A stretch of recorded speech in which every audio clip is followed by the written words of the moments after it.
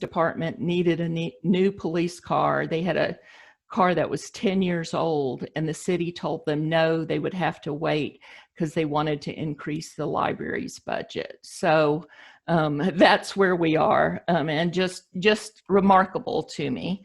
So let me show you a little bit. We are on a lake, and so our population it's really this dichotomy. We have a lot of people from the Dallas area who buy weekend homes up here and then eventually retire up here. They're retired professionals.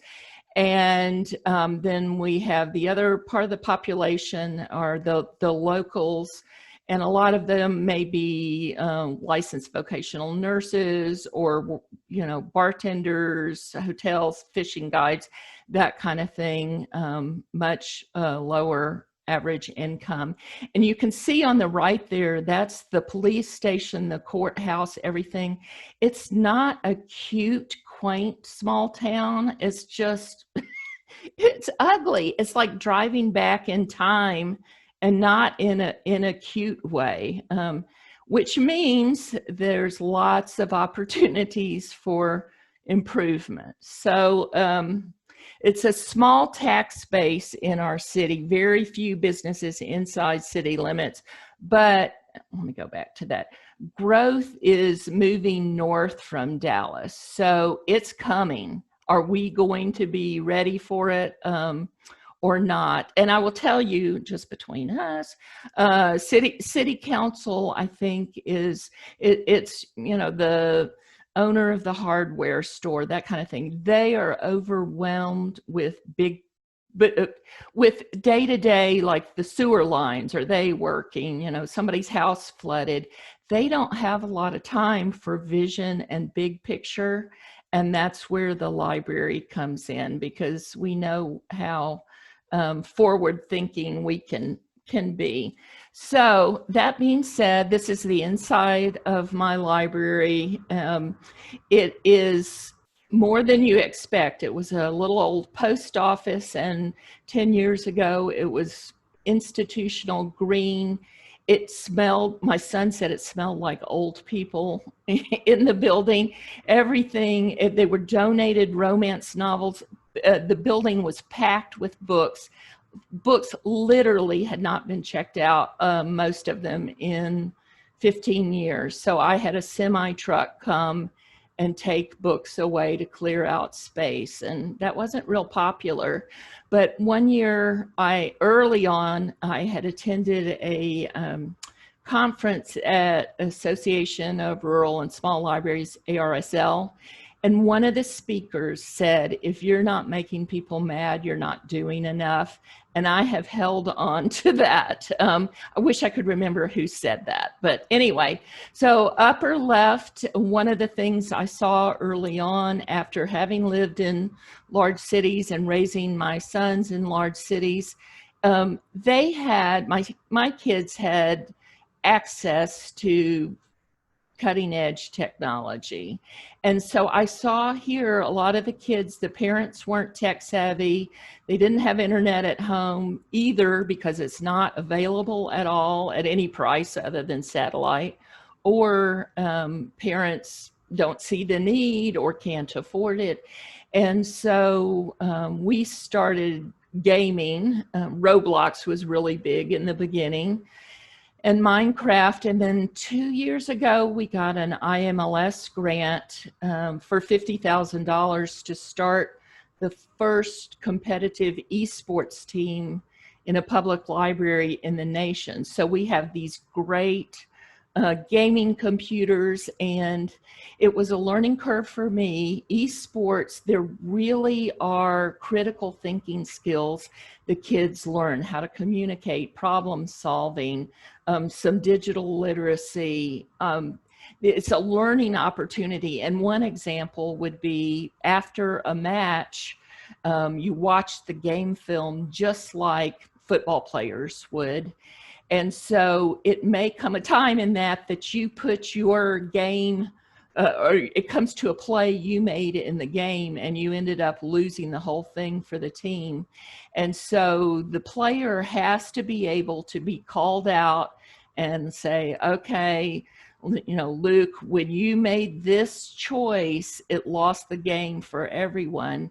And you have to, as that player, be able to learn to take constructive criticism and move on from it, not be defensive, which even as an adult, that's something I struggle with. So I just think that's a great skill to learn. And you do not have to have fancy gaming computers for this. You can have an Xbox or PlayStation and still start an esports team. And there's all sorts of tools out there, free resources that are available. So we're just really colorful. Upper right, we have local artists who display their art, and furniture is wild. The colors of the paint are wild because we want people to open that door and be wowed. We really have to fight, in general, the nostalgia about libraries, but also in particular in our town, what our library was for so many years. So there's so many people in our town who think they know what we do based on what we did 15 years ago, that they're not interested. So we really look for things that create media buzz or attention grabbing to help us work through that, those assumptions of what a library does. So we painted outside lower left, and we have a pedal library.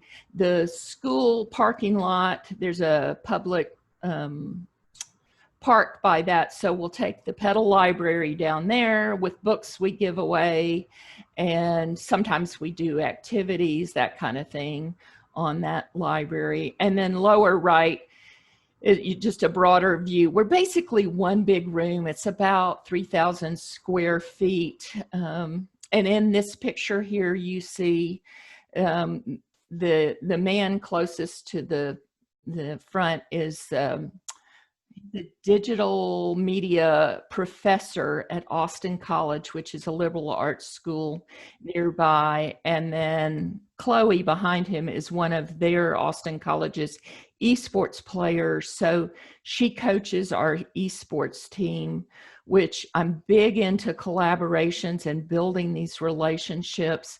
This is such a win-win because when I'm grant writing, which I have to do so much of to find funding, there's somebody said we have to hunt for what we want to eat. And so these collaborations help, but it's also a win-win for our kids to have this peer mentor relationship.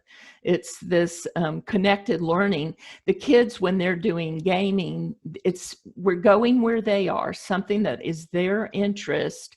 And then through mentorship, it really connects the learning piece for it.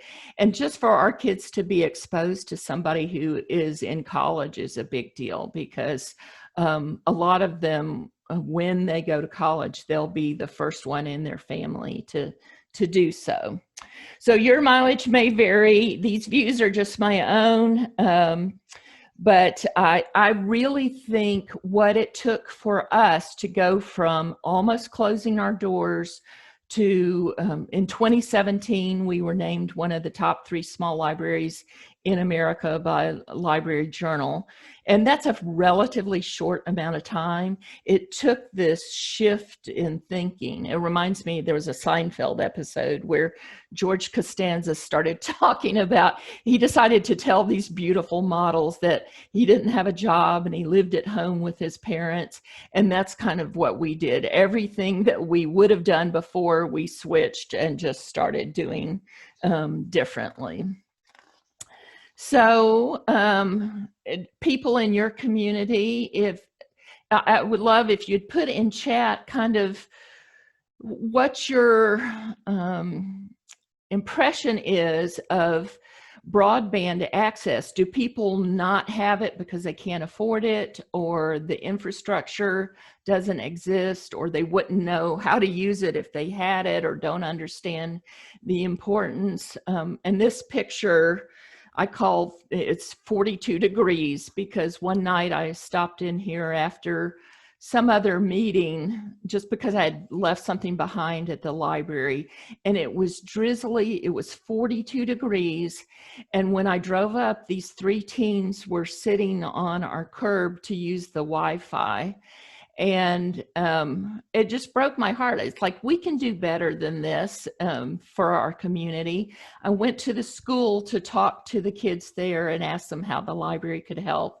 And one of the things they mentioned at that time is being kids, they waited till Sunday afternoon to do their homework, and they had to find somebody's house who had internet to go do their homework. And so at that time, we were not open on Sundays. And we now, for the past 5 years or something, since then have been open Sunday afternoons so that we could meet that need of kids who needed to do their homework. So let's see. This during COVID was really big. I don't know about you, but I am guilty of being, well, with grants, they talk about chasing the money, and money had come along at some point for 3D printers. And even though I didn't really see the need, we had gotten one because I didn't know how I could turn it down. And then it went severely underutilized. I didn't want to have a 3D printer just to print junk or tchotchkes or something. So I had done a few interesting projects with business people in the community, but when COVID hit, you may have seen some scout in Canada designed, the lower right there, the ear guards for people wearing masks. And we printed hundreds of those. We ended up shipping them all over the country. I had doctors who were coming in, would show me their ears were bleeding because the masks were pulling on their ears. And so we also started printing face shields for dentists, kind of things. And the one on the left, we didn't print a lot of that, but you could put filters like the HEPA filters in it or something so that they would be stronger. And the point of this is, again, helping us get our word out to people who didn't know about us previously. We connected with a lot of healthcare providers, doctors' offices, the hospital. And so we started putting this little letter with us, like, hey, like us on Facebook. And right now, next week, our annual appeal letter will be going out. And believe you me, we kept a record of who we were giving all this away to. And so they will be receiving appeal letters like, please help the Pottsboro Library, that, you know, the city budget doesn't pay for everything we need. So a couple other things, and this was on social media. We immediately realized that people didn't have the connectivity at home. So we reached out to local businesses and churches and asked them if they would take passwords off of their Wi-Fi, if they had locations people could drive up and use it. And so again, we're helping, especially some of the smaller businesses. They were hurting during this. So just one way to help them get their names out and promote to the community of what they were doing for the community. We put on an additional access point on our roof and promoted, not only on the right, there's the business Tech Wave, is the internet service provider he's become like my work husband, the guy who owns that business. We write grants together, and so I always try to cross promote him. So we put that out there, and 24/7, of course, you know, the internet connection, and we have seen just incredible usage. And then always paying attention to what the community needs. We got some calls. Well, okay, and I should say this, we remained open throughout the pandemic.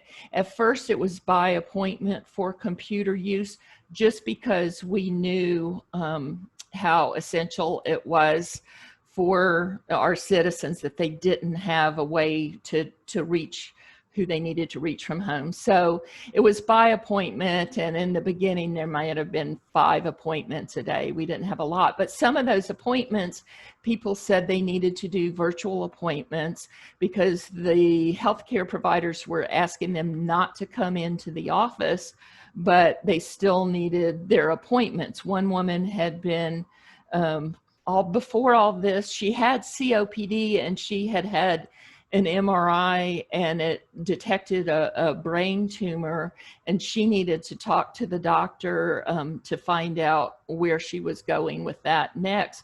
But of course, she would have been at high risk for going to a doctor's office. So we were able to do that. Somebody had their C-section follow-up. We had mental health appointments, dermatologists, surgery follow-ups. So we were not, encouraging people who were sick to come here.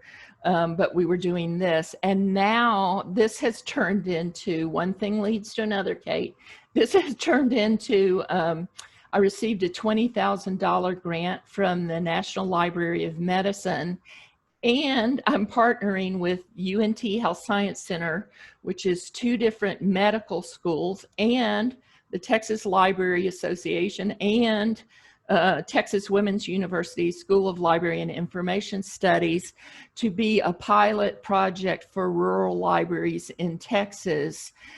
So we actually are going to clean out a storeroom, and it will become a room dedicated to virtual appointments, connecting with these doctors, so that people in rural communities, now that I've done all the research, have worse health outcomes than people in cities, and that's for a variety of reasons. Some it's the distance to the doctors, some it's the quality of the healthcare, some they don't want to take off time to drive to the doctors, and some they don't have access to internet. And so this is going to be a huge project that the library is doing to bring better healthcare to the community. And ultimately, it could just have so many little webs that we haven't even thought of. For instance, when I moved here 10 years ago, my understanding was, yes, when I get to the point that I need more frequent health care, I will need to move back to the city because I can't age in place. And this kind of thing could be one way around some of that. If people could get healthcare, we want to stay at the lake, so it's really nice here. But so if they could get same kind of healthcare this way, and actually in this case, again being a win-win, there's going to be, I won't say that the healthcare providers haven't directly said money is no object, but there is huge federal money flowing to them for rural health care. They've had the healthcare aspect of it, but they haven't known how to connect with the rural community. That's us. We are the boots on the ground that can make those connections happen for them. And so I'm really, really excited about that, as you can probably tell.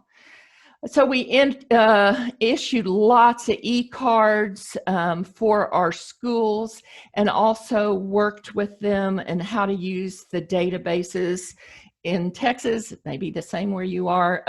To be an accredited library, we have to subscribe to the state library's databases. Nobody ever used them here. I mean, it was like, thankfully our fee was only $89 a year, so it wasn't much, but it was so frustrating that nobody ever used them despite how we promoted them. So now the librarians at the schools have worked with all the teachers and worked with the students. They even created a video of how to use our databases. So that's been big.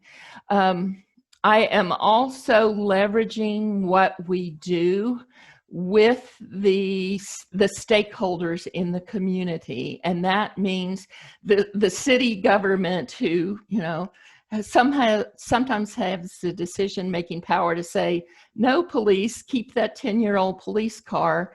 So I make sure that I send updates to our city council members our county commissioners, county judges to say, hey, everybody else is closed. Here's what we're doing.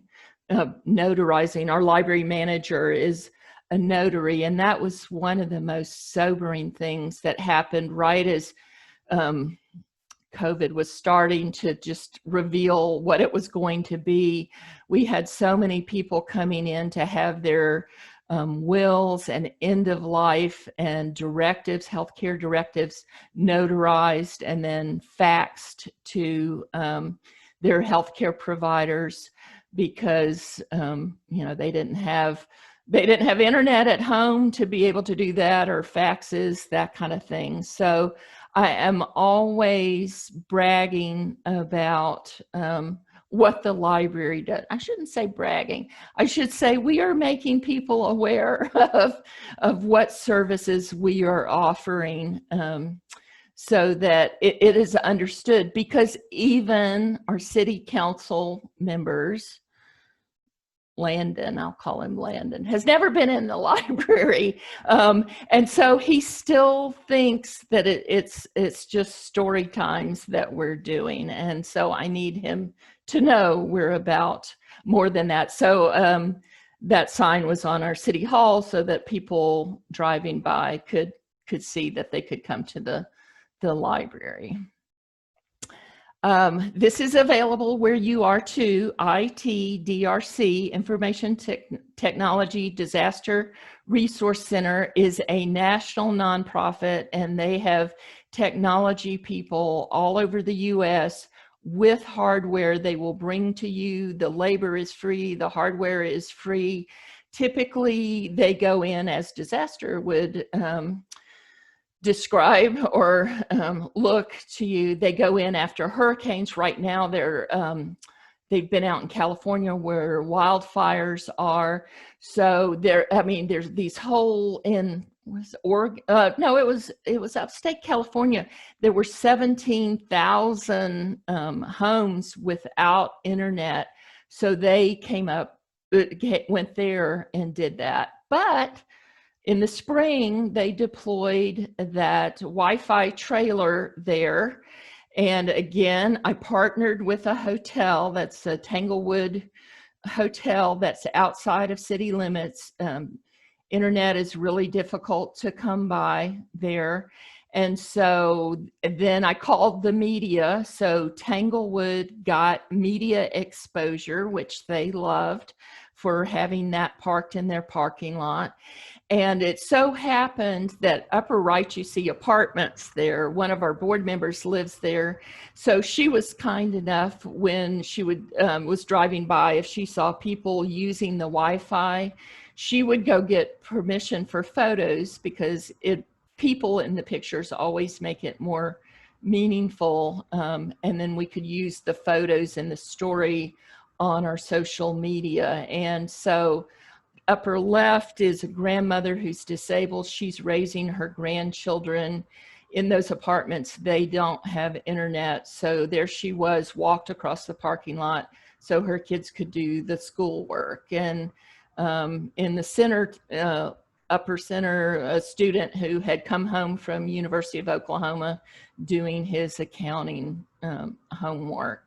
And so since then, well, I think I have another slide. ITDRC has come back and put up a permanent hotspot in another location for us. They want to help. This is what they do. We got a Zoom room that we checked out to the community when they need to connect. So it's mostly been, now it's going to be city council meetings, but it's mostly been board meetings, but even birthday parties and things like that. And these squares, they're intended to look funny. These are local business owners. The center, this is actually a short video, like a 30-second video. The center is a realtor who does just awesome video work and graphic work. He designed it for free, so it helped get his name out there. And then we promoted all those local businesses around there. So again, just building the relationships with the local community. And it cracks me up. Well, I didn't even think of this, but the realtor's name is Bubba, which sounds so Texas. And at the end of the video, he points to my square and just says, call Dianne at the library if you need anything. And that's when you know you live in a small town, when the instruction is call Dianne at the library. So drive-in gaming, when we weren't letting groups of people in the library, we got the idea, like a drive-in movie, to do drive-in gaming. And this was Mario Kart. So we invited people to drive their cars to our parking lot and sit in their cars and race. 4 people could race at a time. Since then, we've done Animal Crossing. And it was hugely popular. And all you need is we had a Nintendo Switch, and we had 4 controllers that we would sanitize in between, or we invited people to bring their own controllers. Some interesting outcomes from that. We had the teens who weren't old enough to drive yet, their parents drove them, and they said, you know, it was an opportunity for them to really watch what their kids were doing that they had never taken the time to observe before. And again, because it helps with our funding, this ended up being picked up, local media. And then as far away, it was Ireland, Australia, United Kingdom, Netherlands, were all reporting on Pottsboro, Texas, which just makes my day, because this is the kind of thing that people start to understand, oh, what can libraries be for the community? And now at this point, at least where we are confident enough that people don't have to be in cars anymore. You could bring a lawn chair and sit out there and have more people, and you know, still be spaced far apart. But this has been a great activity. So for my telehealth, looking into it, Veterans Administration has a real strong telehealth program. I don't know if there are any in your area, but they have these remote sites. Some of them are in VFWs, American Legions, and even Walmarts. I think they have 8 or 10 around the country where veterans in areas with low connectivity can go to these. They're called Atlas sites to connect with the VA.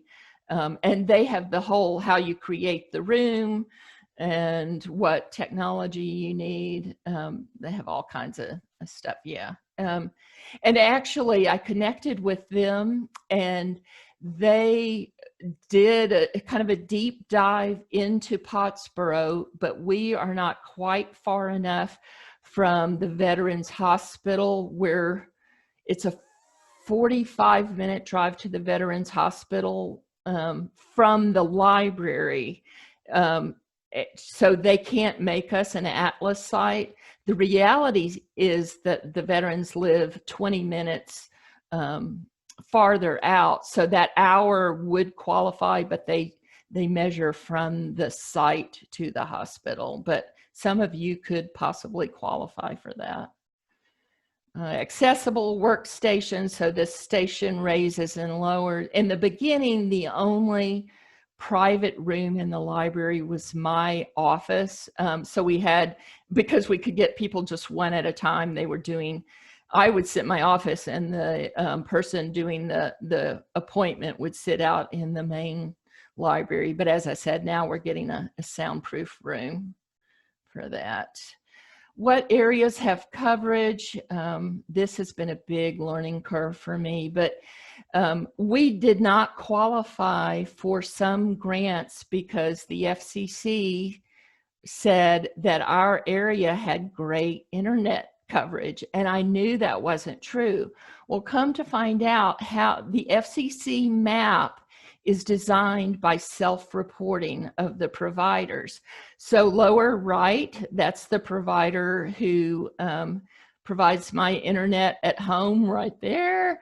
And that is absolutely not accurate, but the providers, in part to avoid competition, they will say they cover a lot greater area than they actually cover. This coverage map on the left, TechWave, is my partner in crime now. So he and I work closely together. He's spending a lot of time in Austin advocating. And by the way, ALA's advocacy office is doing a lot for us. They need your stories. They want you to be able to connect with your legislators to say, here's exactly what is happening in my community. So, I connected with another nonprofit called Connected Nation, and they are working on drawing accurate maps, which then the FCC will accept their maps and then redo what the maps are. Connected Nation sent 2 engineers, one I believe was Michigan and one was Nebraska, for 3 weeks. So I can't even imagine how expensive this is for them, but it was free to us. They send these people here with spectrum analyzers, and they drive every little road in the county. And you see on the left there, those are all areas that the FCC showed had internet coverage, and Connected Nation says, no, they do not. So all those areas will be taken off Connected Nations or off of FCC maps, which opens us up for additional funding. I was fortunate enough to go out with the engineers one morning, and it is so labor intensive. Every place they see a water tower or any sort of infrastructure, internet infrastructure, they stop, get out of their truck, take a picture, mark it. The map actually has probably 13 different layers of maps they put on there of what assets, they call them, of what asset is located where.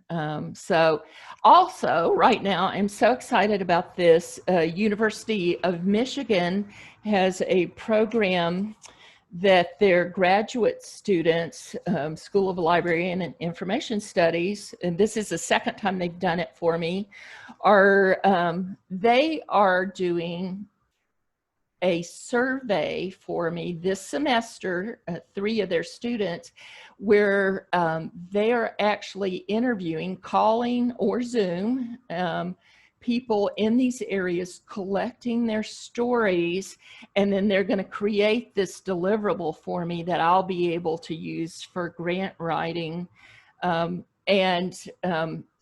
One thing I've learned, this subject is so dry, talking about infrastructure, that storytelling is super important to it, to be, even for the legislators. Because it's one thing to talk about the percentages and all that, but in this map, right down here, we have a patron who is a mother of 5, and she came in to me, I don't know, maybe 6 weeks ago, and she told me that 3 of her sons have special needs. All 3 of them, 3 of the 5, have ADHD, and one of them has a speech disorder. One is autistic. I can't remember what the third, stutters. And so she was trying to do remote learning, but they had no internet. The only thing that's available in their area is satellite. They had no internet. They had no working computer. And she just got her GED 3 years ago. She had planned to go back to work this year, but she knew she needed some digital literacy skills, which, yeah, the library can provide that. But they were so stuck. And oh, they only have one car. So if the kids went back to school, what their school district was doing was, if the kid had a symptom, let's say on a Monday morning, got a fever or sore throat or cough or whatever, the kid would be sent home until they could get a doctor's note.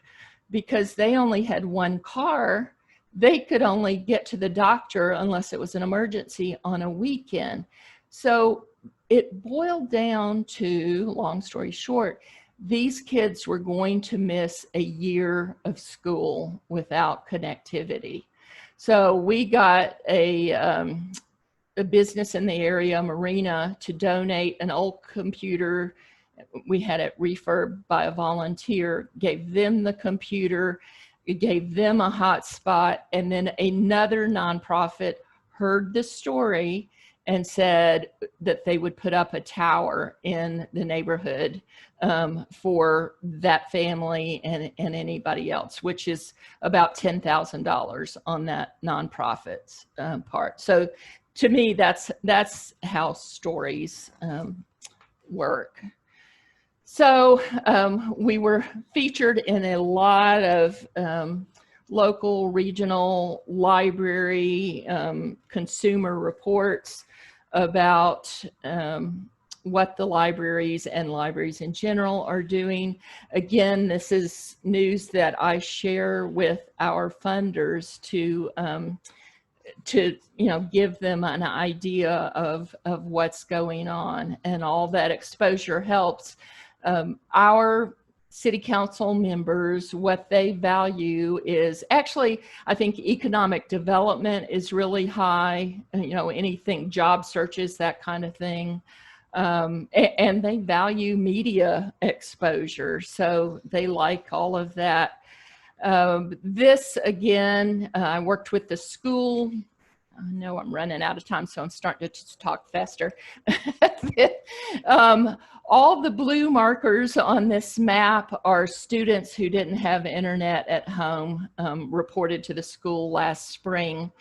And so through Gigabit Libraries Network, another nonprofit, the yellow, orange, and purple marker, they have given us $4,000 to put in 3 neighborhood access stations. So it's still not as good as internet in a student's home, but these are area close to where students can walk to.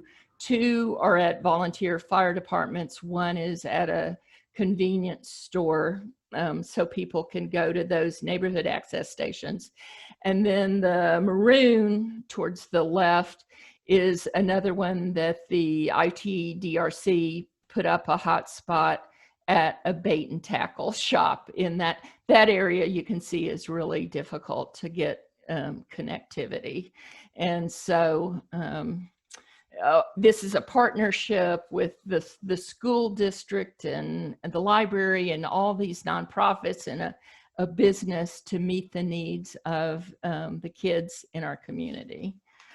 I've joined this project that all of you are welcome to join as well. It's through Arizona State University Shaping EDU. There's a group of people connecting for work and learning, promoting universal broadband. Most of the people in the group are high-level educators. I think I'm the one librarian in the group right now, so we need more representative. But the person who invited me to this group, his title with the group is Storyteller in Residence. And on the right there, you can see some of the blurbs he has written. And again, this is just speaking to the importance of telling stories. Okay, there was my alarm. Oh, YouTube. There was a Learning Human 2020 quote unquote summer camp. There are awesome YouTube videos that were made at that summer camp that you can watch at your convenience. I'll send links to you guys so you can watch some of them. But one of the amazing things is there's this guy who is the director of inclusion, I think, in the city of Detroit. And his issues with connectivity are the same inside the city of Detroit as they are in Pottsboro, Texas, which just amazed me that we share so much in common. This is just a little something when you're talking about scalable things you can do. I was introduced to at that summer camp, and I think this is only on iOS right now, but I know they're a beta version that they're working on for Android called Adobe Aero. I want to expose our kids in this area to things that kids in larger cities are exposed to on a daily basis. This is such a fun little app. It's a free app, Adobe Aero, and it can be used to promote things in your library too. They actually move, so the dinosaur will roar and things like that. So you might want to look for that augmented reality app, Adobe Aero. David Lanke's is, gosh, I'm a fangirl of his, and he's talking about a new normal is coming. And will this normal be founded on what we lost or what we seek to gain? So I'll just close with that, saying that I think what I am observing a lot of libraries have been trying to do is to tweak what we always did. Like, ooh, how can we take this online? But maybe the answer is this is our opportunity to take on a totally different role in our community. And I think if libraries are about access to information, what I see in my rural community is because people don't have internet, they don't have the same access to information that everybody else does. So that's why that's become such a cause for me. And I have said a lot of things, and we're going to open it up for questions. If you think of anything later, feel free to contact me, and I'm happy to share any information I have, because libraries are great at doing that. Well, thank you so much, Diane. That was just amazing, all that you've been able to do. In the chat, you had asked about internet, you know, what we have in the areas we serve, and just a couple comments. There's a large amount of patrons that just can't get internet access to their homes. Even cell phone coverage is very spotty in our area. Someone else mentioned there's no infrastructure in our area. It's just beginning to be put in, and there isn't even cell service in many areas of our community. Someone else said we are a mix of poor infrastructure and prohibitive costs for many who do have the internet available. And, you know, like I had told you prior to opening this up to everybody, a lot of our libraries are in the small rural areas. It's very similar to yours. We all would love a lake. We don't have that, but it is just, if it doesn't get fixed now, like you and I had talked about too, Diane, when will it be something that's really addressed either by the federal government or by these internet companies? One person did have a question about what amount of privacy were you able to provide for these medical appointments when they had telehealth appointments? I know you had said, you know, the only office really was your office. So prior to you going to be adding on this soundproof room, how did you handle that with privacy? During the semi-closure, that it would just be one person in the library at the time. I would be in my office with the door closed, and they would be out at the accessible workstation doing the appointment. And then as we opened up, I put some people in my office. Oh, by the way, too, the other thing we have in mind for that new soundproof room, I had somebody come for a Skype interview, and I had to put them in my office. So we are envisioning this now as if somebody needs to deliver a webinar, they can use that soundproof room, or Skype interviews. So multi-purpose, you know how we like to do that. And I'm glad you mentioned cell phone coverage, because that's been a frustration of mine too. A lot of people have thought that, oh, just hotspots are the answer to all of this, and they're not.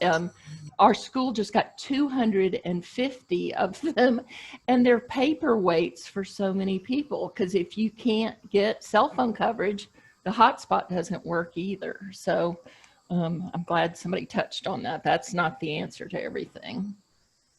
How large is your staff?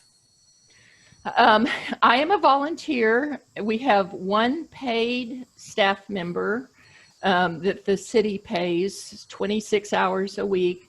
And then before COVID, we have 2 workers who are, it's a federal program, SCP, Seniors something employment program. So it's for lower income adults who are trying to get job skills. So they, but they've been off since March, so we've been handling it. Okay. Wow. It's incredible to think all you've been able to do. It is. I'm an accidental director. Do libraries in Texas, do they belong to consortiums or cooperatives? How is the structure in Texas?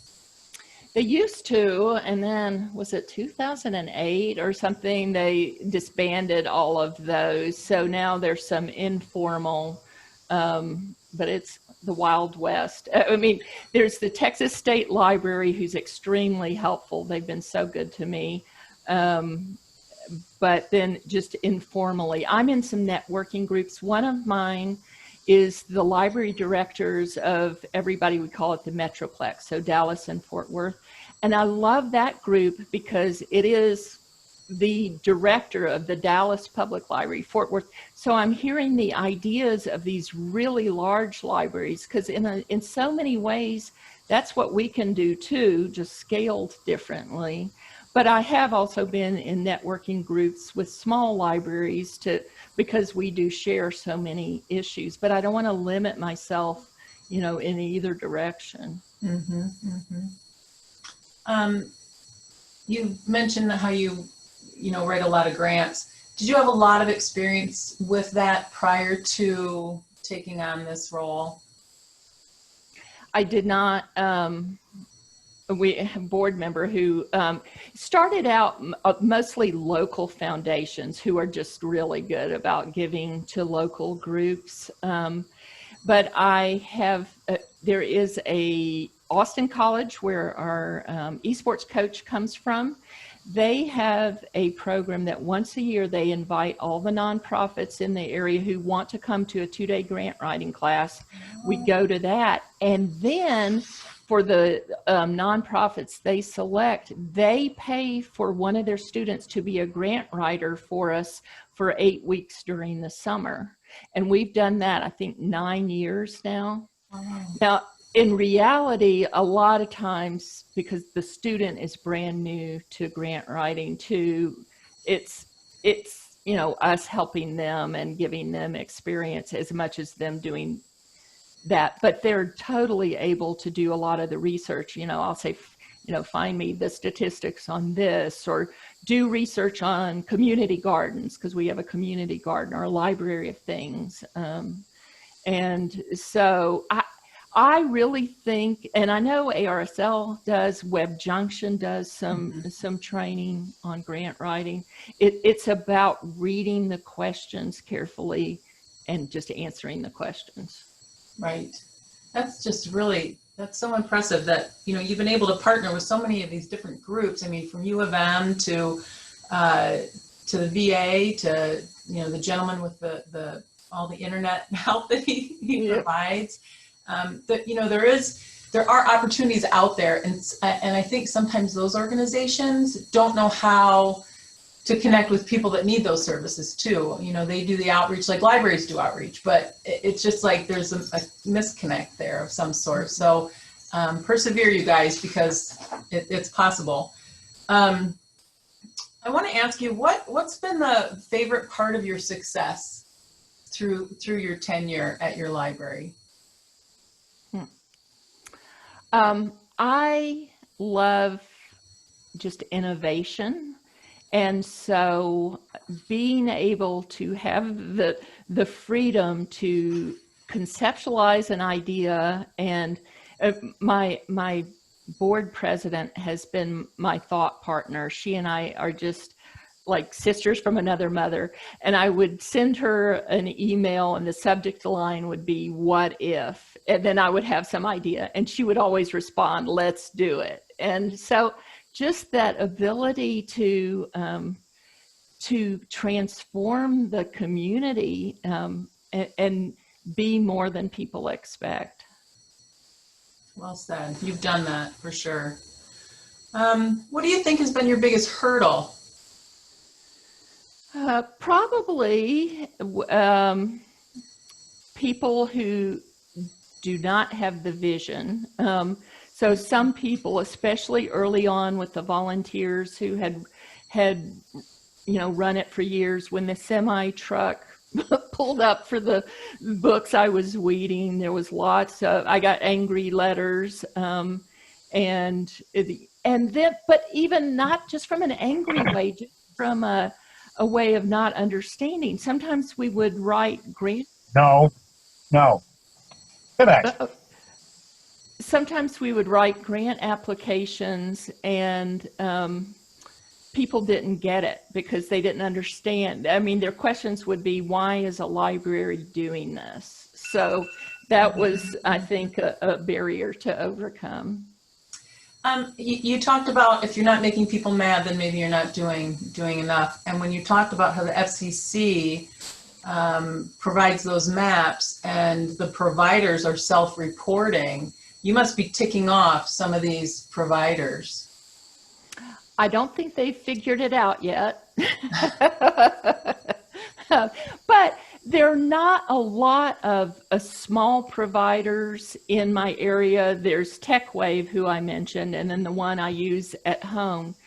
But they can only do what they can do. And we're talking, we need, I think we figured out we need about $4 million in Pottsboro to connect Pottsboro. Wow. And that is beyond what these little home providers can offer. Okay. Two other quick questions. So what is next for your library? Next is I am stepping down as director in December. When I finally get my MLS, I am stepping down and the library manager will take over because I think it's ready for some fresh perspectives. But I'm going to work on grants and special projects. So I'll still be affiliated in some way. The library will be my incubator and I don't have to be concerned about the day-to-day going to city council meetings or that kind of thing. I just get to focus on vision and moving forward. Wonderful. You're a perfect person for that, if this has shown me anything. Thank you. And what trends do you think we should be looking for in library world moving forward? Telehealth for sure. There's going to be so much money coming that way. So I do always, I look for trends outside of library world. I'm connected and do a lot of weekly calls with an organization, Shelby Schools, Health and Library Broadband Commission. I connect with those people, and through those connections, I get these other like nonprofits who say, okay, I'll give you a $10,000 tower in that neighborhood. So I would definitely say anything internet related is big now. Just a small aside, one of the new things I'm into is learning circles. I can give that to you too if you remind me. There is a website, P2PU, peer-to-peer-university.org. It's all free and it's about bringing people in the community, 6 or 8 people at a time, together to learn something they're interested in learning. So right now they've switched, you can do it online or they always did it before in person. And it's libraries are conveners and connectors. So the beauty of this for rural libraries, you don't have to teach it. You don't need an expert. You just need somebody to be the facilitator of the group. They decide what they want to learn. And it could be, I just took an awesome one on doodling of all things. So 4 weeks, we get online, we watch a 20-minute video of doodling on Creative Bug, and then we all doodle and then share with each other. Oh, I like this marker because, or whatever. So it's all the way from learning how to do Excel to doodling. Whatever people in your community want to learn, get together a group, they watch an online video and then learn from each other. Very cool. Very cool. Well, thank you so much, Dianne. I do have one last request, and that is if you give me 2 numbers, 1 through 20. So give me 2 numbers that you would pick. 9 and 14. All right. Wonderful. Thank you so much. So those folks, number 9, Angela. Angela's going to get a $25 Amazon gift card. Let me write that down. You're welcome, Angela. And then 14 is, where are we at here? Stephanie Olson is going to get a $25 Barnes & Noble gift card. So wonderful. Well, again, Dianne, thank you so much for your time and for your very inspiring story. And everybody else, if you want to stay on, we have a couple more giveaways, and then at 11:30 we're going to have our board meeting. So have a great day, Dianne. Thanks again for everything, and it was wonderful to be with you today. Thank you. Bye all. Okay. All right, so we got our 2 gift cards done, and I have 6 questions, and okay, first question. How many board trustees serve on the White Pine Board? Vicki. Vicki is right. Okay, Vicki, you get lovely pen and pad. It's hard to show. I'm never sure where I'm at. And a Mel little book thing. Notebook. There we go. That's Vicki. All right, let me write that down. You'd think I'd get better at this after doing this for the 3rd time, but all right. Next question. What % of alcohol needs to be in sanitizer for it to be effective based on the CDC guidelines? Billy Joe. Perfect. 60%. And you get an audiobook.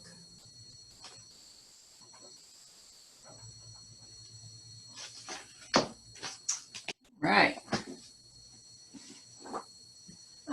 How many Class 1 libraries are there in White Pine? Barb Butch, very good. And you get a book called The Wedding Party, signed, I believe it's signed by the author,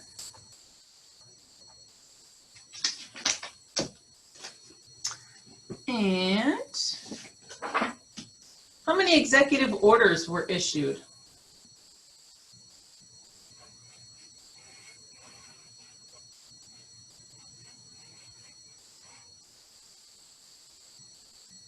Too many? That's funny. I would say the closest person, let me see what else we got there. Closest person is Angela. It was 192. So Angela gets a book signed again by the author. Big winner today for Angela. And then, whoops. What does CUSAC stand for?